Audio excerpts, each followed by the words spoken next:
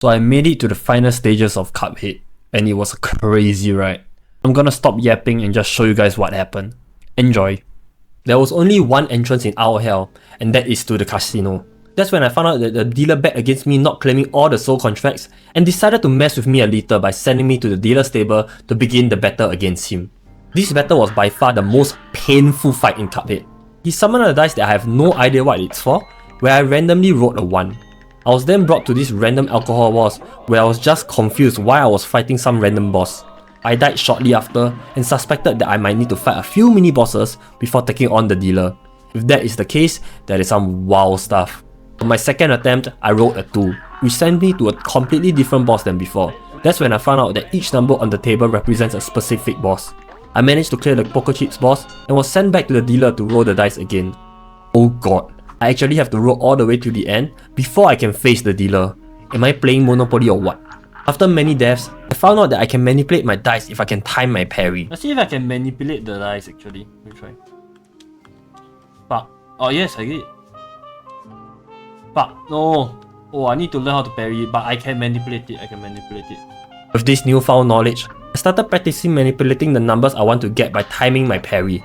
This took multiple retries, but once I got the hang of it, it was easy for me to get the rolls that I want. This was when the attempts of beating the dealer really happened. There are many mini bosses that I've faced, and it will be difficult to name them all, but they were all annoying in their own ways. The flaming balls from the cigar, the ghosts that will strike me from above from the skeleton horse, the random things that fly vertically against the magic bunny. Yeah, you get my point. It's painful. It actually took me about 13 runs and multiple retries to finally face the dealer for the first time. Yes! He had only one skill, but I just had to parry on the pink cards. Let me just show you guys what happened this run.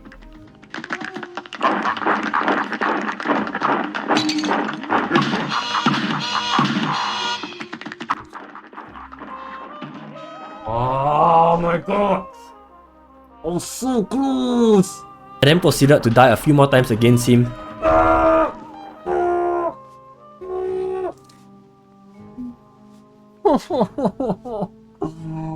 You're so close! And finally had that one run that changed everything.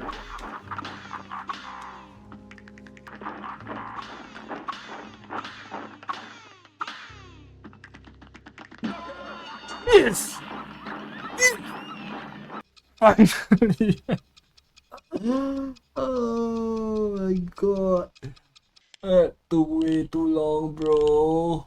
I wasn't lying when I said too long, because this boss actually took me an hour to defeat, the longest any boss thus far. Defeating the dealer unlocked the door by the side, which leads us straight to the devil's room. The devil then gave me an option to hand over the contracts and join his team. The offer was tempting, but for all the work that he's made me done, I decided to say screw you and rejected his offer, which led us to the final fight. Just by the first run, I expected this to take a while as I was clueless about the skills that he used. It took me a few runs after to discover that he throws out this boss that I had to avoid, a super long arm that would smack the shit out of me unless I jump and dash, and a dragon-like head which would swivel across the screen. On the run where I finally made it past phase 1, the devil left his own skin and jumped into a pit in the middle of the screen, taking me out at the same time. Bruh, what the fuck is that? I think that's phase 2, I had to go in, but what the hell? I managed to get to phase 2 easily the next round, but I still don't really know what is happening even though I've completed the game. I know I had to parry the bomb before it blows up, avoid these flying axes that were flying around, and taking out these random flying things, but that's all. After 11 runs, I actually made it to the final phase. Crybaby. I actually almost took him out. Am I just supposed to just stay on top? Like, what was I supposed to do? Was I supposed to just survive? God, it was so close. It gave me the confidence I needed to defeat the devil, but everything went downhill from here. I started to struggle getting past the first and second phase, and only had my next close attempt on phase 3 10 runs later. Oh my fucking god. You know, for the content I should be saying something right now, but I'm actually tilted. I'm actually tilted. This is the second time I'm like on the edge of completing the game, and then I just die because I only have 1 HP, because this stupid guy on the phase 1 goes hoo hoo hoo like a stupid monkey. Bruh. You could tell why I was about to lose my sanity.